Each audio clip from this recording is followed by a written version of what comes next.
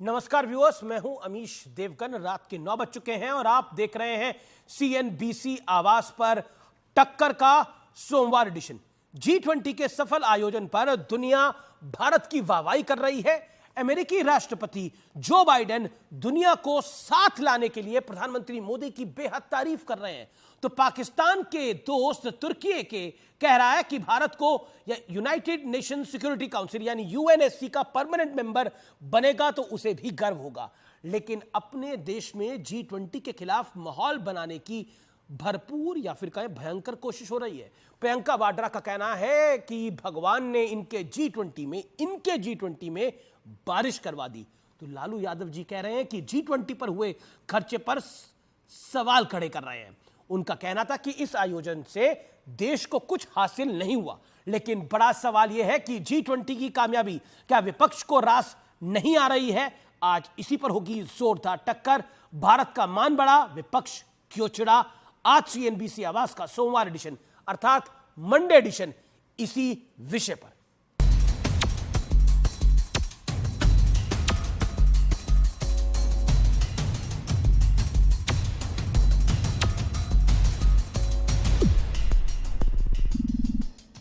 सियासत का एक दुर्लभ नजारा देखिए। दुनिया भारत की शान को सलाम कर रही है।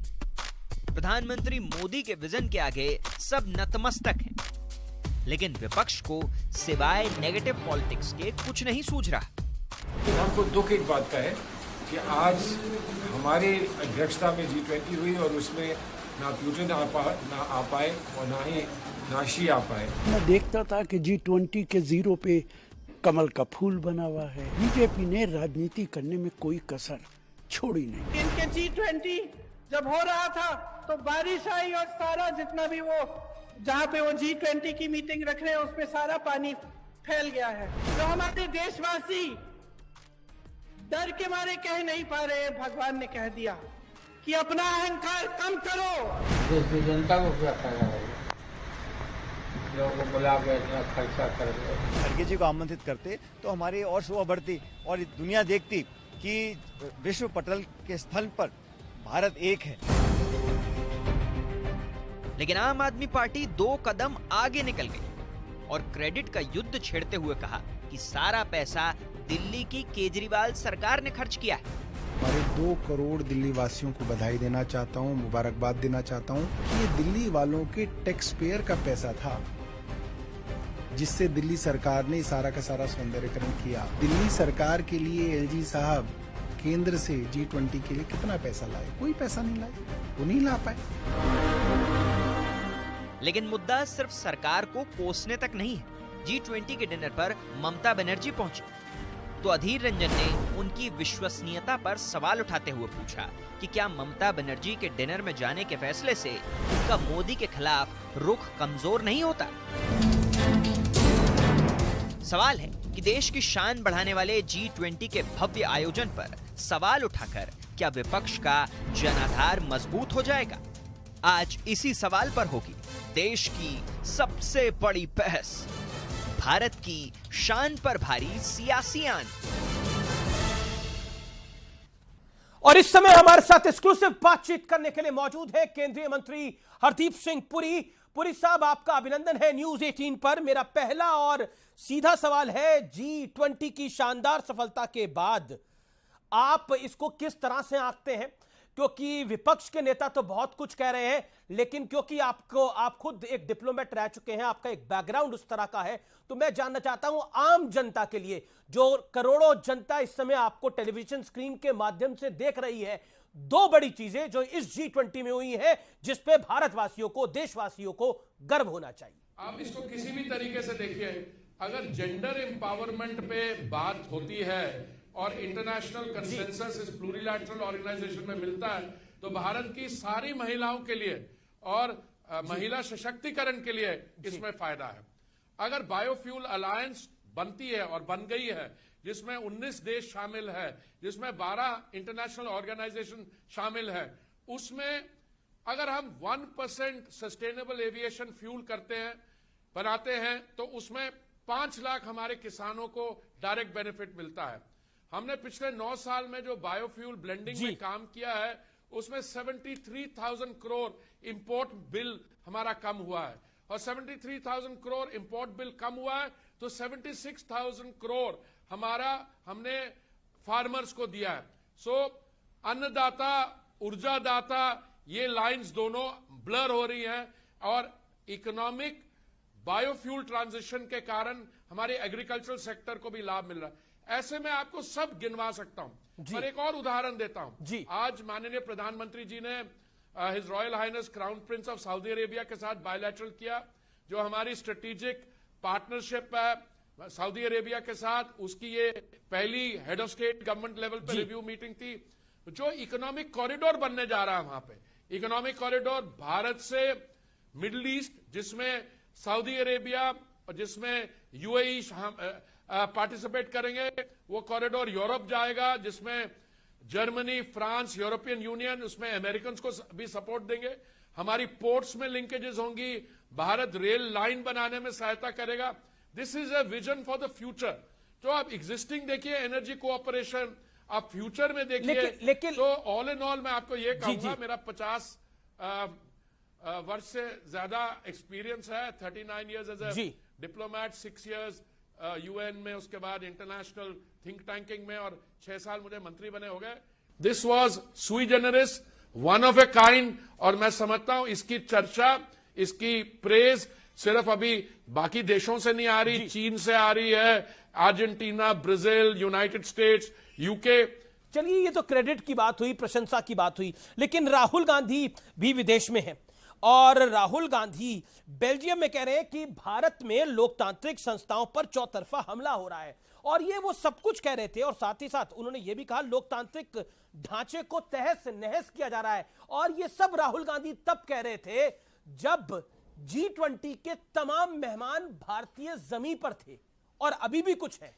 राहुल गांधी जी का जो बयान है, मैंने जो पढ़ा, मुझे तो बहुत हैरानगी हुई।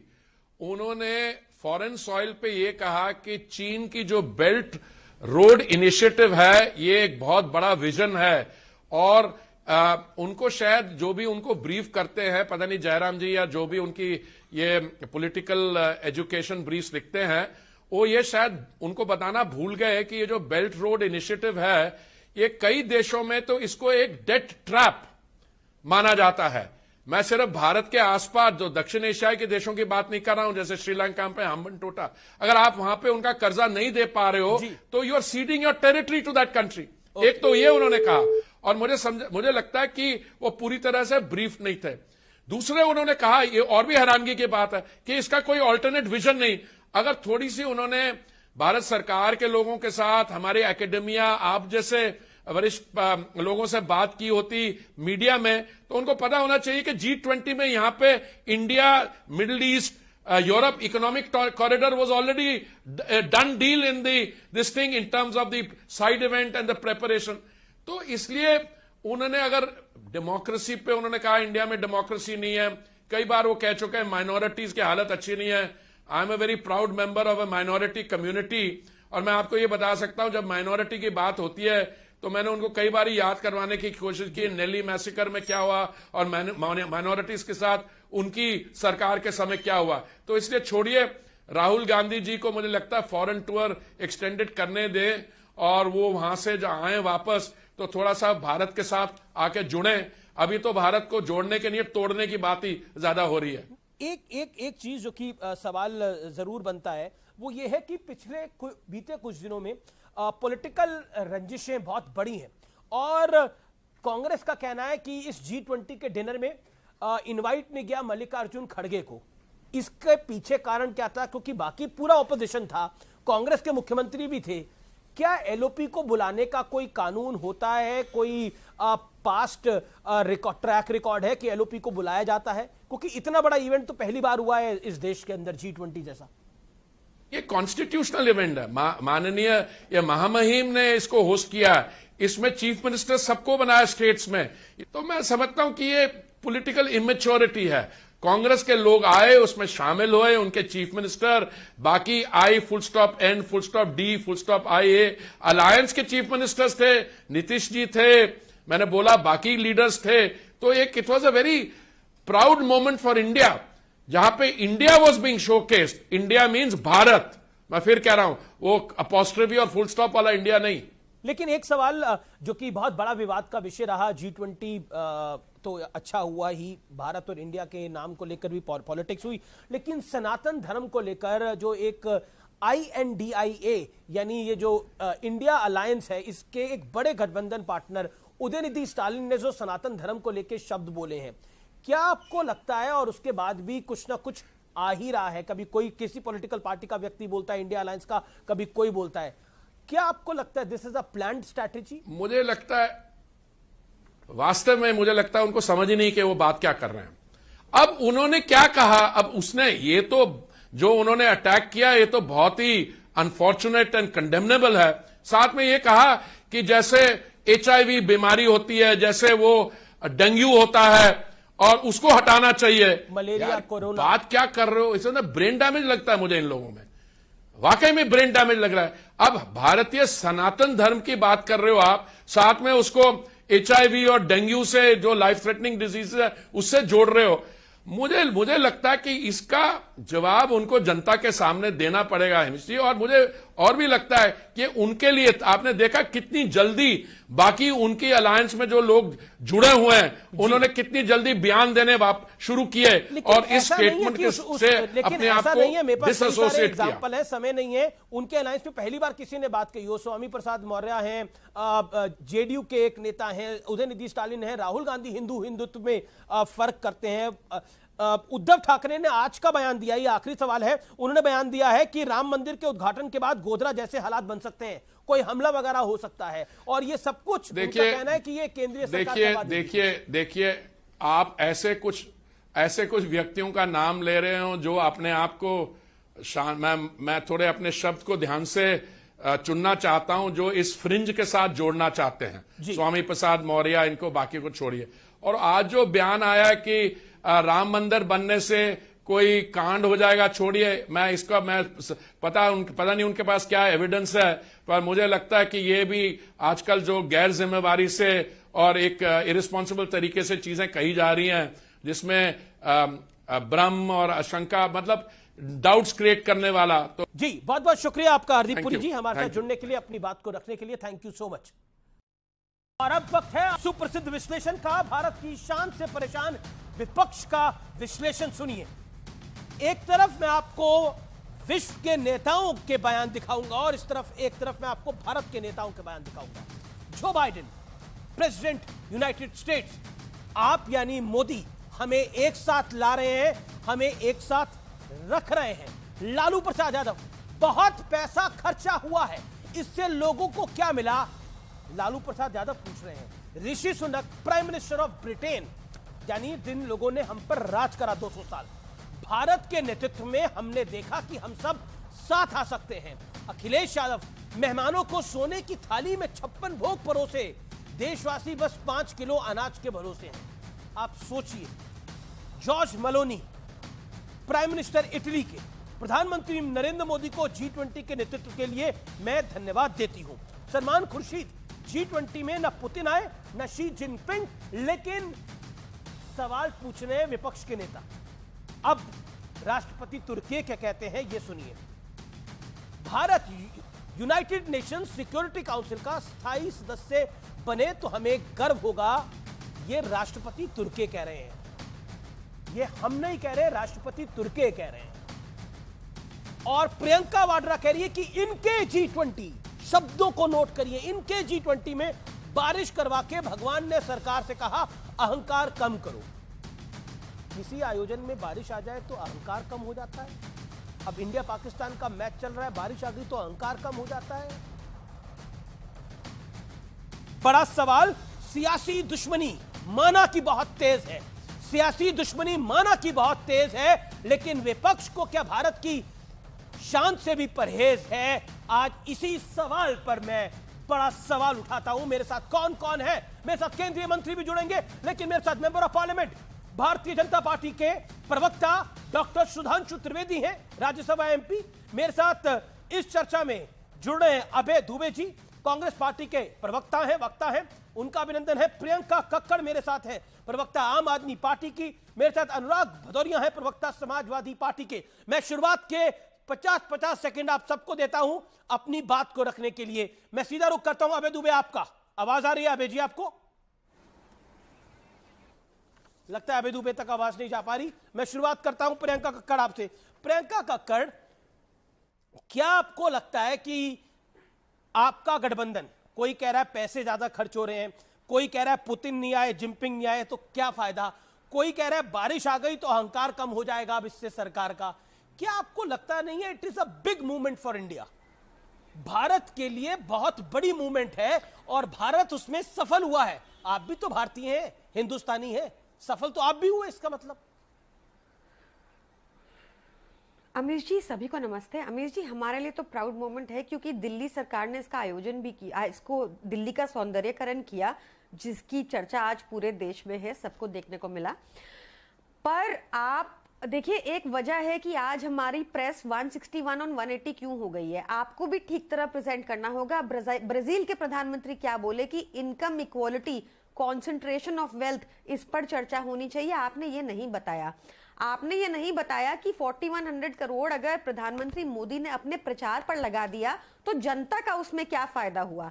आपने ये भी नहीं बताया कि जैसे एक डिक्लेरेशन जो हर बार G20 में पास की जाती है, इस बार भी की गई, उसमें अगर क्लाइमेट चेंज को लेकर गंभीरता दिखाई गई है, ये अच्छी बात है निश्चित तौर पर आप ये भी बताइए कि लगातार जब 14 सिटीज हैं देश की जो टॉप 20 पोल्यूटेड में आती हैं वर्ल्ड की, उसमें जब दिल्ली की सरकार है जो लगातार भाजपा से कहती है कि आइए बैठिए, यहाँ पोल्यूशन इतना हो रहा है, मुझे मेरी बात पूरी करने दीजिएगा, पोल्यूशन इतना हो रहा है, इस पे चर्चा कीजिए, तो भाजपा के नेता बैठते नहीं। आप ये बताइए जब हम कहते हैं कि पटाखे ना जलाए जाएं तो भाजपा के नेता उसका विरोध करते हैं।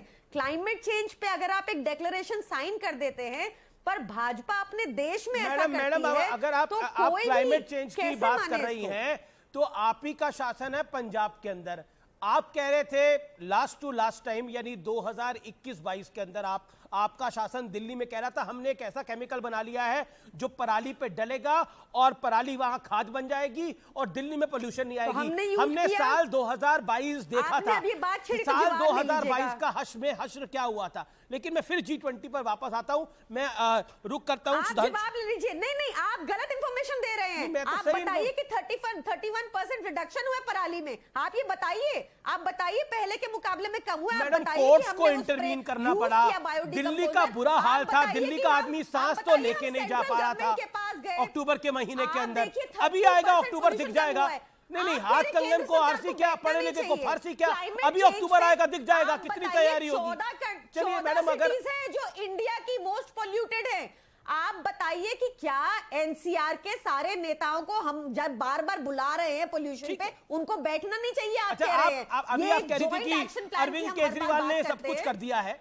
मतलब आप कह रही हैं कि दिल्ली का सौंदर्यीकरण का यानी ब्यूटिफिकेशन के दिल्ली का क्रेडिट तो जाता है आम आदमी पार्टी की सरकार को, और जो देश का ग्लोबल ब्यूटिफिकेशन हुआ है इन टर्म्स ऑफ डिप्लोमेसी, उसका क्रेडिट मोदी को नहीं जाता। मैं रुक करता हूं सुधांशु त्रिवेदी का। Okay, let me get Priyanka ji, you got your first response. मुझे ये जानना है। You spoke for 2 minutes. Let Sudhanshu Trivedi come in, he is waiting for his turn. Sudhanshu Trivedi, देखिए आज कई सारे सवाल होंगे। सबसे पहले क्योंकि आप सरकार में हैं, बहुत बड़ी कामयाबी सरकार को मिली है, इसमें कोई दो राय नहीं है। इफ या बट हम कुछ भी कर ले, ये सरकार की बहुत बड़ी कामयाबी है जो G20 में इस शासन ने हासिल करी है, इसमें कोई दो राय नहीं है। लेकिन कुछ सवाल जो कि विपक्ष उठा रहा है, क्या आपको लगता है कि विपक्ष सेटिस्फाइड नहीं है? वो अनसेटिस्फाइड रहता ही है, पॉलिटिकली आप लोगों का झगड़ा होगा, लेकिन ये तो देश का मामला है, इसमें तो इंडिया और भारत ना करें हम। नहीं, देखिए समस्या क्या है कि कुछ लोग विघ्न संतोषी होते हैं और पूरा विपक्ष विघ्न संतोषी हो गया है कि किसी भी अच्छे कार्य में विघ्न कैसे उत्पन्न किया जा सके। अभी प्रियंका जी बोल रही थी कि प्रेस फ्रीडम इंडेक्स में हम 161/181 है, परंतु शायद उन्हें पता नहीं है कि इस प्रेस फ्रीडम इंडेक्स में चाइना हमसे 30.2 पर है। वो चाइना जहां का कि फॉरेन मिनिस्टर गायब हो गया, कोई मीडिया में रिपोर्ट नहीं है। मैं उस फॉरेन मिनिस्टर का नाम पूछकर किसी के लिए समय नहीं जाया करना चाहता। क्वीन गैंग, ये जरा इको हो रहा है मेरा, इसको ठीक करवा दीजिएगा। 2 जनरल गायब हो गए, पता नहीं। सबसे बड़ी कंपनी अलीबाबा, उसका जो ओनर था जैक मा, वो गायब हो गया, पता ही नहीं रहता। गजब का फ्रीडम इंडेक्स है। उस प्रेस फ्रीडम इंडेक्स में अफगानिस्तान हमसे ऊपर था, जहां वो शॉट आया था कि तालिबान ने जाके महिला एंकर्स को लिटरली गन पॉइंट पे हटा दिया कि हट जाओ जाके। इसलिए मैं कह रहा हूं, ये कौन सी एजेंसी वाले लोग हैं, ये कौन है वो लोग जो ऐसी रेटिंग देते हैं, और उससे ज्यादा गिरी मानसिकता के वो लोग हैं जो इस पे आके हल्ला मचाते हैं। अब आते हैं G20 के ऊपर। देखिए, इतनी बड़ी भारत की सफलता कि हमने G20 को G21 बना दिया मोदी जी के नेतृत्व में। आज पूरी अफ्रीकन यूनियन हमारे साथ आ गई। अब भारत को यदि फ्यूचर में एक्सपेंशन करना है तो हमारे सामने दुनिया में 2 ही एरिया हैं, एक है अफ्रीकन कंट्रीज और एक है फार ईस्ट, यानी जिसमें आपका इंडोनेशिया, जावा, सुमात्रा, वियतनाम, कंबोडिया का क्षेत्र है। दोनों को किस सामंजस्य के साथ एक साथ किया, परंतु वह नहीं समझ में आ रहा है। बायोफ्यूल का हमने अलायंस बनाया, चलिए वो छोड़ दीजिए। अभी एक विजुअल दिखाया जा रहा था, बस एक लाइन बोल दूं अमित जी। सऊदी अरब के क्राउन प्रिंस G20 के बाद आज रुक गए और भारत के साथ स्पेशल ट्रेड पे बात कर रहे हो, पाकिस्तान गए नहीं। वो सऊदी अरब जिसके बारे में क्या क्या कहते थे, आपकी तो पार्टी के वो माइनॉरिटी कमीशन के चेयरमैन थे ना, जफरुल्लाह क्या नाम था उनका, जो कहे थे कि मैं कहूंगा कि पूरे अरब कंट्रीज आके भारत पर अटैक कर दें। भैया वो आए और बिजनेस की बात करके जा रहे हैं, और आपका माइनॉरिटी कमीशन चेयरमैन कह रहा था अटैक कर दे। साहब, कितनी वाहियात थिंकिंग आप लोगों की बैकग्राउंड की है, जिसे सोचना चाहिए, और कितनी वास्तविक थिंकिंग है, इन दोनों में तुलना करनी। जी मैं अभय दुबे का रुख करता हूं। अभय दुबे, मैंने आपके साथ ओपन करना चाहता था डिबेट, लेकिन आप तक आवाज नहीं गई। आपको मेरी आवाज मिल रही है सकुशल? You getting? जी मिल रही जी। अभय जी, यस अभय जी, राहुल गांधी यूरोप के दौरे पर हैं, ब्रसल्स हैं, बाहर हैं लगातार, और वो लगातार कह रहे हैं कि लोकतंत्र की हत्या हो रही है भारत के अंदर, अक़लियतें, अल्पसंख्यक बहुत ज्यादा परेशान हो रहे हैं। और जबकि crown prince of Saudi Arabia Bharat के अंदर है और एक इस्लामिक देश है, और वो भारत की लीडरशिप की तारीफ कर रहे हैं।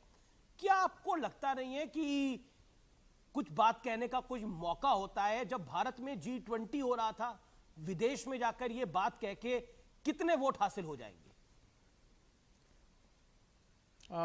अमीश देवगन जी, पहले तो मैं कहना चाहता हूं कि हम सफल हुए इस बात में कि एक कॉमन दिल्ली डिक्लेरेशन हम लोगों ने किया, इसमें कोई संदेह नहीं।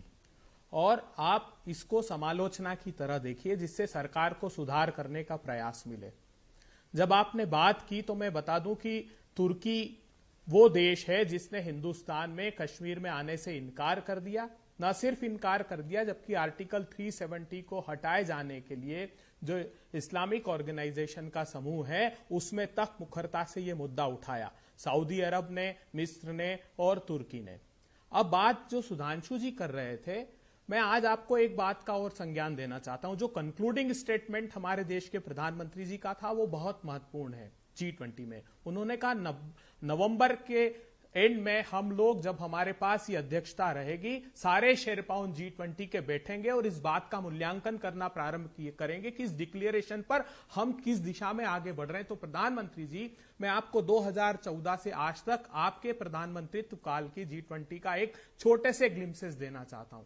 जब पहली बार आप प्रधानमंत्री बनकर G20 में गए तो अमीश देवगन जी के साथ में डिबेट में था, और अमीश देवगन जी ने यह बात कही थी कि हम लोग जो टैक्स इवेजन है और जो काला धन है विदेशों में, उस पर मुखरता से काम करेंगे, और 17 से वो ऑटोमेटिक रूट के थ्रू हमको इंफॉर्मेशन आना चालू हो जाएगी।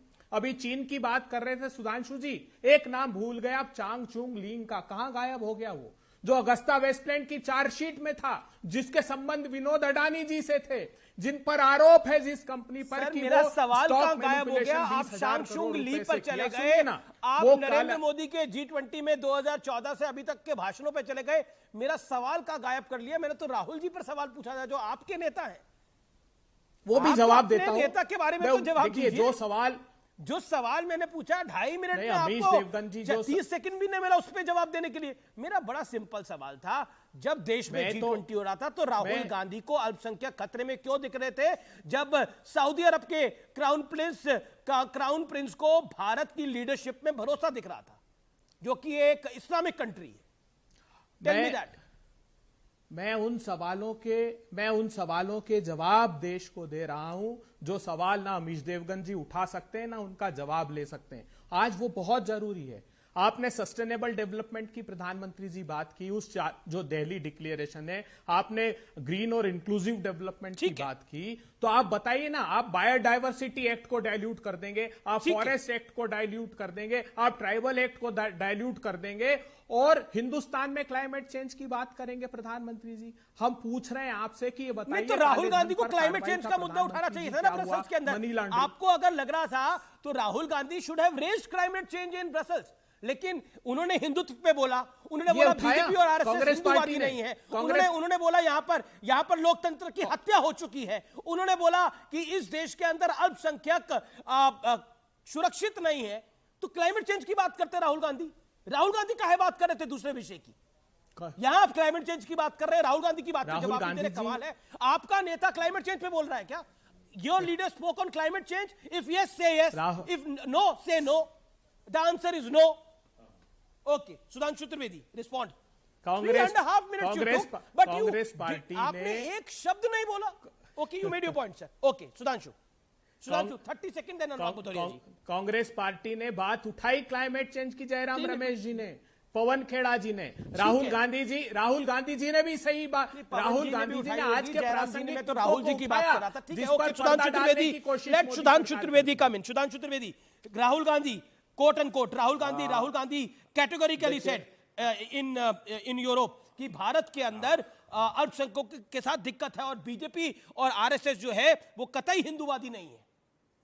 जवाब सुधांशु। देखिए, मैं बहुत साफ कहना चाहता हूं, भारत के अंदर अल्पसंख्यकों के साथ दिक्कत है तो सबसे ज्यादा इनकम टैक्स देने वाली कम्युनिटी जैन है, वो अल्पसंख्यक नजर नहीं आती है। इन्होंने कभी अपने जमाने में किसी गैर मुस्लिम को अल्पसंख्यक आयोग का अध्यक्ष बनाया हो तो बता दीजिए। हमने सिख सबसे इंटरप्रेन्योर कम्युनिटी वो नजर नहीं आती। अनुराग भदौरिया जी बैठे, इनसे पूछ लीजिएगा कभी किसी ईसाई को भी बनाया है यूपी में अल्पसंख्यक आयोग का अध्यक्ष? हाँ, एक बात मैं कहना चाहता हूं, जो राहुल गांधी जी ने कहा उसमें अब मुस्लिम भारत में खतरे में नहीं, एक वर्ड ऐड कर देते, जो कट्टरपंथी मुस्लिम है वो खतरा महसूस कर रहा है, और वो बात बिल्कुल सही है। अच्छा और सच्चा मुसलमान देख रहा, विकास के अवसर देख रहा है। जो व्यक्ति इंटरप्रेन्योरशिप करना चाहता, बिजनेस करना चाहता है, वो मुस्लिम देख रहा नई संभावनाएं, और जो अपराधी और आतंकवादी उसे खतरा महसूस हो रहा है। बस एक शब्द उन्होंने शायद छोड़ दिया है, वो उन्हें समझ में नहीं आ रहा था। उनके जमाने में उन्हीं का जलवाए जलाल होता था, इसलिए वो ऐसा सोच रहे हैं। हम G20 में सिर्फ एक लाइन में कहना चाहेंगे, मान्यवर, ये यूनाइटेड अरब अमीरात और सऊदी अरब के साथ मिलकर हम सबसे बड़ा दुनिया का इंफ्रास्ट्रक्चर प्रोजेक्ट करने जा रहे हैं। ये आपको समझ में नहीं आ रहा? आप तो वो थे जो कहते थे राम मंदिर बनेगा तो मिडिल ईस्ट के कंट्रीज और सऊदी अरब तेल देना बंद कर देंगे। इधर राम मंदिर भी बन रहा है और सऊदी अरब में सबसे बड़ा इंफ्रास्ट्रक्चर का प्रोजेक्ट भी बनने जा रहा है, और अबू धाबी में भी मंदिर बन रहा है, और यूनाइटेड अरब अमीरात ने और सऊदी अरब ने और इजिप्ट ने और फिलिस्तीन ने, 4 बड़े मुस्लिम कंट्रीज जो मुस्लिम पॉलिटिक्स की धुरी माने जाते हैं, उन्होंने अपना highest civilian award Modi ji को दिया है। जनाब, ये अंतर है, हम किस ढंग से अपने विषय को अंतरराष्ट्रीय स्तर पर रखते हैं और कैसे आप रखते हैं, उसमें जमीन आसमान का अंतर है। वो दिख गया जी। अबे दुबे 40 सेकंड रिबटल, देन अनुराग भदौरिया 40 सेकंड। अबे जी, अमीश जी, जिस middle east European Indian corridor की बात करते हैं, अच्छी बात है, लेकिन वो सिर्फ सुर्खियां ना बनी रहे। मेरा आग्रह इतना है कि क्या मोदी जी ने बायलैटरल में अमेरिका से जीएसपी की बात की, जनरलाइज सिस्टम ऑफ प्रेफरेंस? जब अमेरिका से ट्रंप से गले मिले मोदी जी, तो 1000 आइटम हम जो ड्यूटी फ्री एक्सपोर्ट करते थे अमेरिका को, उस पर प्रतिबंध लगा दिया। क्या प्रधानमंत्री जी ने इस बात की कि G20 की आड़ में, जानते बहुत बड़ा खेल हो गया, एग्रीकल्चर जो प्रोड्यूस अमेरिका के हैं उसको निर्बाध रूप से हिंदुस्तान में आयात की अनुमति दे दी गई। आने वाले समय में इस मुद्दे पर चलिए G20 में खेल हो गया है, आंदोलन ठीक है, तो ये इनका कहना है G20 में खेल हो गया है। एक बात और, एक आखिरी बात, जी अनुराग भदौरिया को लेकर आने दीजिए मुझे, अनुराग भदौरिया को लेकर आने दीजिए। Anurag you made your point. Anurag Bhadauria, let me get Anurag Bhadauria. मैं अखिलेश जी को पढ़ रहा था, उन्होंने बोला विदेशी मेहमानों को तो सोने की थाली में 56 भोग परोसे, देश के करोड़ों लोगों को बस 5 किलो अनाज के भरोसे है। अब आप मुझे बताइए अनुराग जी, घर में खाना थाली में खाते हैं या पत्तल में खाते हैं आप अपने? अब बोलूं मैं, मुझे पूरा विश्वास है कि आप मुझे नहीं टोकेंगे, जैसे आप सुधांशु जी को सुन रहे थे। हाँ, तो मैं ऐसे बोल रहा हूँ। सवाल सुधांशु जी ने कहा कि जनता नई संभावनाएं तलाश, सुधांशु जी ने जो कहा वो कह नहीं पाए। सुधांशु जी, जनता नई संभावनाएं तलाश रही है, 2024 में आपकी विदाई कर देगी। उसका जो आपकी वानगी है ना, वो घोसी से शुरू हो गई है, जहां पे कहीं टिक नहीं पाए। तो आप समझ लीजिए, जनता संभावनाएं खोज रही है, आपको नहीं देखना चाहती है। अब आपके सवाल का जवाब देता हूं। जिस तरह से अगर हिंदुस्तान में कोई भी व्यक्ति गरीब है या अमीर है या कमजोर है, मेरा हिंदुस्तानी है, मेरा भाई है, अगर गरीब है तो सरकार उसको पैरों पे खड़ा क्यों नहीं कर पाई? सरकार उसको ढकने की कोशिश क्यों कर रही थी? उनके सामने पर्दे क्यों लगाए गए? क्या वो हमारा खून नहीं है? क्या वो हिंदुस्तानी नहीं है? क्या हम उनको ढक देंगे जब कोई मेहमान आएगा हमारे देश के अंदर में? तो इसके मतलब कि आपने उनके लिए कोई काम ही नहीं किया। अगर आपने उनके लिए काम किया होता तो आज आपको पर्दा लगाने की जरूरत नहीं पड़ती। नहीं, ये जो बोला अखिलेश जी ने, आपका क्या कहना था? बाइडेन को चाय और रस खिला के वापस भेज देते? आप बोलने नहीं देंगे। नहीं, मैंने तो आपको बोलने दिया। नहीं देंगे आप। आप सवा मिनट बोले, आप बोलने नहीं देंगे। सवा मिनट बोले, 50 सेकंड बोलने नहीं देंगे तो कैसे काम चलेगा? अगर ये आप मुझे बताएं, आप अपने घर में खाना पत्तल में खाते हैं या प्लेट में खाते हैं? सवाल पे सवाल होगा, आप सवाल पे सवाल पूछ लो, मैं जवाब दे दूंगा। सवाल पे सवाल पूछ के जवाब दीजिए। अब आप अपनी बात मनवाने के लिए गिन के 30 सेकंड, जो बोलो टाइमर ऑन कर रहा हूं मैं, टाइमर ऑन कर रहा हूं, 30 सेकंड दिया आपको। हाँ, देखिए, अगर आपने डाउन कर दिया था तो डाउन ही कर दो भाई, कोई दिक्कत नहीं है प्रभु, कर दो डाउन, क्योंकि आप बोलने नहीं दोगे, फिर कहोगे मैंने डाउन कर दिया ऑडियो। कमाल के, आपकी हिम्मत है कि आप सुधांशु जी का डाउन कर दो? हिम्मत है आपकी? हमारा डाउन कर दोगे आप? ये है, ये देश की स्वतंत्रता है बोलने में। देख लीजिए आप, देखो दर्शकों, हम बोलने लगेंगे तो मेरा ऑडियो बंद हो जाएगा, सुधांशु जी का बंद नहीं हो सकता। ये दिक्कत है। मैं कह रहा हूं कि देश के अंदर में अगर हमने अपने गरीबों को, अगर उनके घर में हमने ऐसी व्यवस्थाएं की होती, उनको पैरों पे खड़ा होता, तो आज ढकने की जरूरत नहीं पड़ती, और लोग जो हमारे चांदी की थाली में खाते हैं, हमारे लोगों को भी खाने को मिलता। इसमें क्या बुराई है भाई? हम अगर ये मांग कर रहे हैं कि गरीब आदमी भी चांदी की थाली में खाए, गरीब आदमी को भी रोजगार मिले, गरीब आदमी भी शांत से 40 सेकंड हो गए, ऑडियो को अब डाउन करना पड़ेगा। ये निरंतर 2 मिनट बोलते हैं, फिर उसके बाद कुछ बोलते हैं। देखिए, सुधांशु जी का ऑडियो डाउन नहीं होता, मेरा ऑडियो, सुधांशु जी 1 वर्सेस 3 कर रहे हैं। सुधांशु जी का ऑडियो डाउन कर दें, इनका ऑडियो, आप इनको जितना मर्जी ऑडियो, आप इनको ऑडियो खोल दो, लास्ट में शिकायत ही करते हैं। Okay sir, you made your point, आप अपनी बात को रखा, इत्मीनान से बात करिए। ओके सुधांशु जी मैं इनका फैक्चुअल जवाब देता हूं और एक्चुअल जवाब भी देता हूं। ये अखिलेश जी से मैं पूछना चाहता हूं, ये बेंगलोर और मुंबई में 5 सितारा होटल में जब ये INDIA घमंडिया की बैठक हुई थी तो पत्तल में खाना खाए थे क्या? एक कुल्हड़ में चाय पिए थे क्या? जवाब दे दो। या हाथ में दोने में लेके खाए थे? अरे भाई, अभी जब अपना टर्न आया था जवाब दीजिएगा। इसलिए सबको पता है, बोलने से पहले जरा ध्यान कर लेना चाहिए। और मैं यह भी बात बता दूं मान्यवर, वो जो हरे रंग का वो पर्दा लगाया गया था, मान्यवर आपको तो हरे रंग से एक अतीव प्रकार का प्रेम है, वो इसलिए नहीं लगाया गया था गरीबों को ढकना है। जाके फुटेज देख लीजिए, जब राजघाट पे सारे लोग थे, उसके भी चारों तरफ वो हरा पर्दा लगा था। वो सिक्योरिटी रीजन से लगता है, चूंकि हर बस्ती के अंदर, हर घर के अंदर, हर खिड़की पे जाकर सैनिटाइजेशन नहीं किया जा सकता, वहां से कोई भी स्नाइपर खड़ा ना हो और किसी तरीके से आने जाने वाले VIP को टारगेट करके कोई गोली टाइप चलाने की स्थिति ना हो, इसलिए उन चीजों को बंद किया जाता। इसीलिए राजघाट में भी जब कार्यक्रम चल रहा था तो सड़क पे वही हरे रंग का पर्दा लगा था। दर्शकों से कहता हूं, जाके देखिए, वो सिक्योरिटी रीजन का प्रोटोकॉल है। पर ये पढ़े लिखे लोगों की बुद्धि है जो कहते हैं कि साहब वो गरीबों को ढकने के लिए किया गया था। और खुद जो है दिल्ली के अंदर, दिल्ली के अंदर 8 साल से, लगभग 8 साढ़े 8 साल से तो आपकी गठबंधन की सरकार है, यानी आम आदमी पार्टी की सरकार है। उससे पहले भी आप ही की सरकार थी 15 साल तक, यानी कांग्रेस की सरकार थी। तो दिल्ली का आप कह रहे हैं इसका मतलब विकास नहीं हुआ, ढकना पड़ रहा है। लेकिन पॉइंट ये नहीं है, आपको सिर्फ हरा पर्दा दिखा पूरे कार्यक्रम के अंदर, आपको G20 के पूरे कार्यक्रम के अंदर सिर्फ कमियां दिखी। क्या आपको लगता नहीं है कि कई बार क्रेडिट देना चाहिए, जो चीज अच्छी हुई है उसको अच्छा बोलना चाहिए?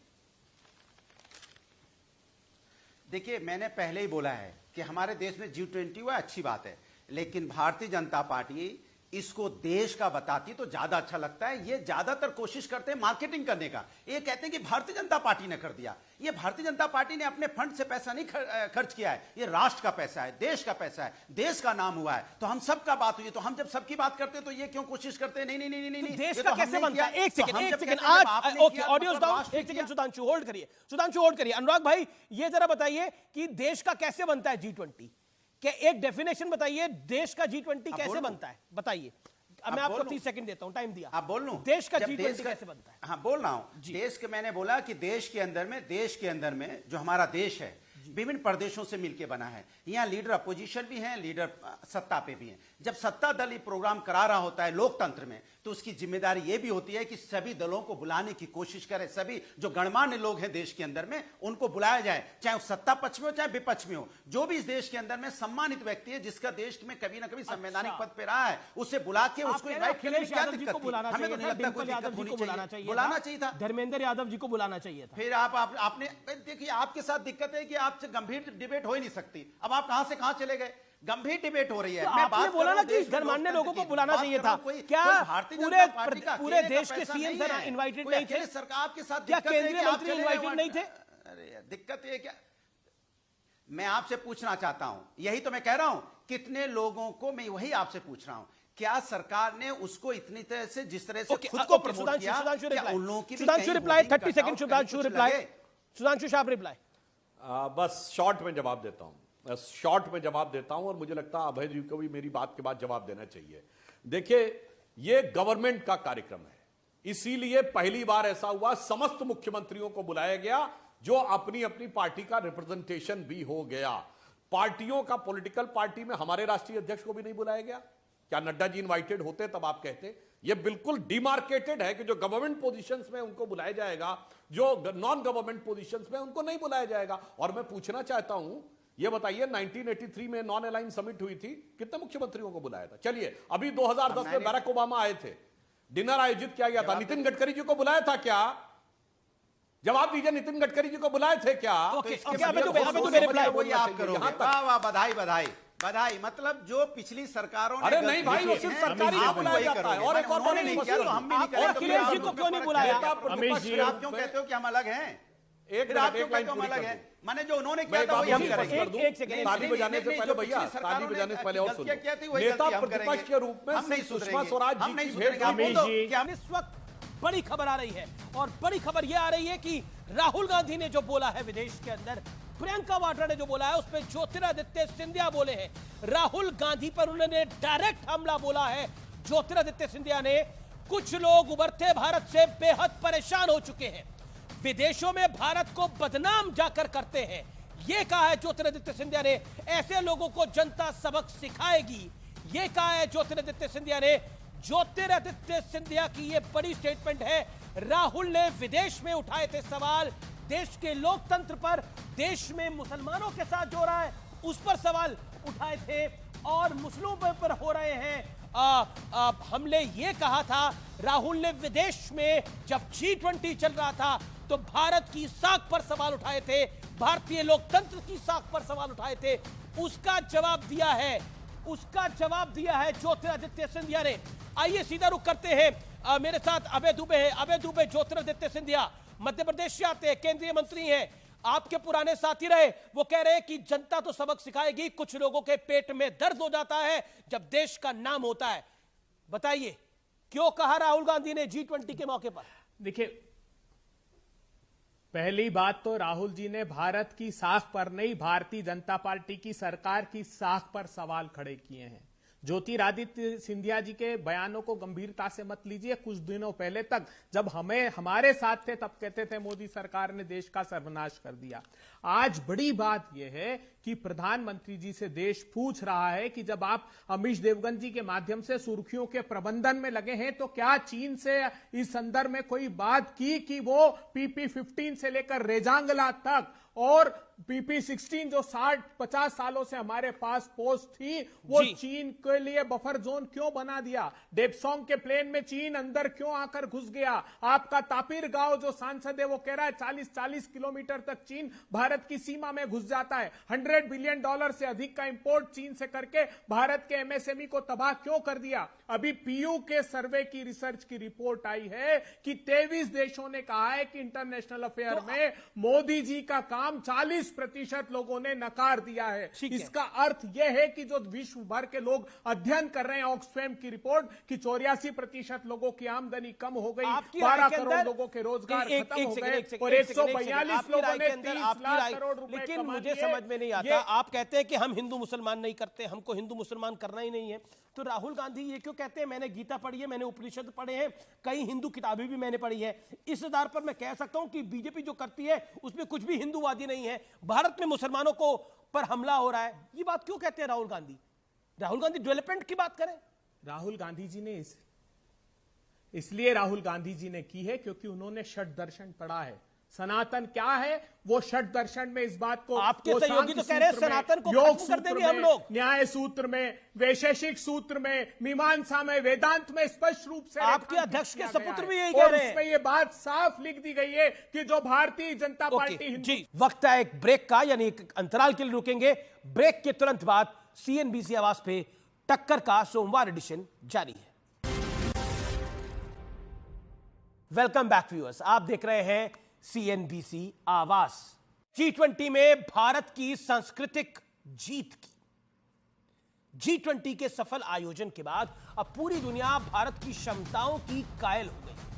G20 के इतिहास में दिल्ली सम्मेलन को 100% सफल माना जा रहा है, चाहे रूस और यूक्रेन का मुद्दा हो या फिर 6000 किलोमीटर लंबे India middle east Europe economic corridor के जरिए चीन को कड़ा जवाब। भारत ने कठिन से कठिन मुद्दों को बड़े ही सरलता से हैंडल कर दिखाया है। यह ताकत है भारत की। लेकिन एक और अहम बात है जिसे भारत ने पूरी दुनिया के सामने सफलतापूर्वक रखा है और मोदी ने रखा है, और वो है भारत की सांस्कृतिक विरासत। भारत मंडपम में प्रधानमंत्री मोदी जब G20 के वर्ल्ड लीडर्स का भव्य स्वागत कर रहे थे तो बैकग्राउंड में यह तस्वीर आपने जरूर देखी होगी और कई बार देखी होगी। प्रधानमंत्री मोदी अपने मेहमानों को इस तस्वीर के बारे में जानकारी भी देते हुए दिखे। व्यूअर्स, ये ओडिशा के कोणार्क के सूर्य मंदिर में रथ का पहिया है। इसे 13वीं सदी में महाराजा नरसिंह प्रथम ने बनवाया था। कोणार्क का यह चक्र समय, प्रगति और निरंतर परिवर्तन का एक बड़ा प्रतीक है। इसके अलावा भारत मंडपम के द्वार पर लगी विशाल नटराज की मूर्ति भी हमारी रिच कल्चर हेरिटेज की एक अलौकिक कहानी बताती है। भगवान शिव के नटराज स्वरूप की अष्ट धातु की यह मूर्ति 27 फीट ऊंची है और 21 फीट चौड़ी है। वैसे आपको मैं बता दूं कि स्विट्जरलैंड के सर्न लेबोरेटरी में 2004 से नटराज की 2 मीटर ऊंची मूर्ति लगी है। सर्न वही लेबोरेटरी है जिसने 2012 में गॉड्स पार्टिकल की खोज की थी। भारत मंडपम के अंदर भी योग से लेकर डिजिटल इंडिया तक, भारत की आधुनिकता से लेकर पारंपरिक समृद्ध विरासत के दर्शनों से विदेशी मेहमान काफी अभिभूत दिखे। अब जरा इन तस्वीरों को देखिए, जो तस्वीरें मैं आपको दिखा रहा हूं। ये जापान की फर्स्ट लेडी यूको किशिदा है। ये राष्ट्रपति द्रौपदी मुर्मू द्वारा होस्ट किए गए डिनर में साड़ी पहनकर पहुंची। इसी दौरान मॉरिशस की प्रधानमंत्री की धर्मपत्नी भी साड़ी में दिखी। खास बात यह है कि डिनर कार्यक्रम के दौरान रावण हत्था से लेकर रुद्र वीणा जैसे प्राचीन म्यूजिकल इंस्ट्रूमेंट के जरिए संगीत बजाया गया। और अब इन तस्वीरों को भी देखिए, ये ब्रिटेन के प्रधानमंत्री ऋषि सुनक है जो गर्व से कहते हैं I am a proud Hindu, मुझे गर्व है मैं हिंदू हूं। और उतने ही गर्व से के साथ ऋषि सुनक अपनी पत्नी के साथ भगवान स्वामी नारायण के मंदिरों के दर्शन के लिए पहुंचे और दंडवत भी हो गए। आयरनी यह है कि ऋषि सुनक 7 समंदर पार रहकर और अंग्रेजों के प्रधानमंत्री बनकर भी अपनी जड़ें नहीं भूले, लेकिन अपने देश में सनातन और हिंदू धर्म को गाली देने का एक बड़ा कंपटीशन चल रहा है। स्वामी प्रसाद मौर्य, चंद्रशेखर, उदयनिधि स्टालिन और ना जाने कौन कौन आए दिन सनातन के नई परिभाषा को लेकर देकर चला जाता है। दूसरी ओर राहुल गांधी भी सात समंदर पार है, एक बार फिर भारत को कोसने की वो कोई कसर नहीं छोड़ रहे। ब्रिटेन और अमेरिका के बाद राहुल गांधी ने बेल्जियम में भी वही दोहराया कि भारत में माइनॉरिटीज आर अंडर अटैक और सरकार संविधान को बदल रही है। अब ये कितना सही है और कितना गलत, ये आप ही लोग अच्छी तरह जानते और समझते हैं। मैं बस इतना ही कहना चाहता हूं कि किसी बहकावे में मत आइए, अपनी विशालकाय जड़ों को पहचानिए, किसी एजेंडे में आकर बटिए मत। तो फिलहाल सीएनबीसी आवाज के टक्कर के आज के एडिशन में इतना ही। उम्मीद है आपको कार्यक्रम पसंद आया होगा। नमस्कार।